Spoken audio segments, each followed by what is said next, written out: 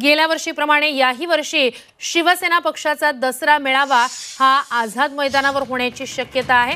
मुंबई महानगरपालिकेकडे शिवसेना शिंदे पक्षाने अर्ज दाखल केलेला आहे। बीकेसी मैदान, आझाद मैदान आणि शिवाजी पार्कसाठी अर्ज दाखल झालेला आहे। गेल्या वर्षी शिवाजी पार्क मैदानाची परवानगी नाकारली होती।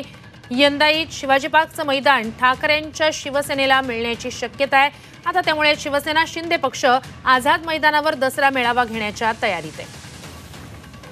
ही अत्यंत महत्त्वाची घडामोड म्हणावी लागेल। शिवसेनेच्या दसरा मेळाव्याकडे राज्यभरातल्या शिवसैनिकांचं लक्ष लागलेलं असतं।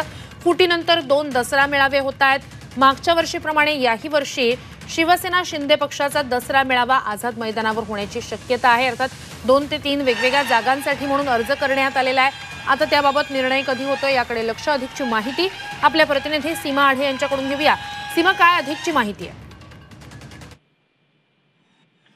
दरवर्षीप्रमाणे आपल्याला माहिती आहे की शिवसेनेचा दसरा मेळावा हा दादर येथील शिवाजी पार्कामध्ये पार पडतो। त्या ठिकाणी मोठ्या प्रमाणात शिवसैनिक दाखल होतात।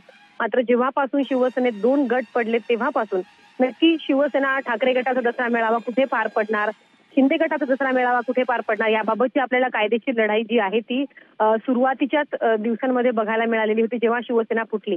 त्यानंतर शिंदे गटाने आपला दसरा मेळावा जो आहे तो आझाद मैदान येथे साजरा केला आणि या वर्षी सुद्धा मागच्या वर्षी त्यांना महापालिकेनं परवानगी जी आहे ती नाकारलेली होती आणि ठाकरे गटाला शिवाजी पार्क या मैदानावरती दसरा मेळावा साजरा करण्याची परवानगी दिलेली होती।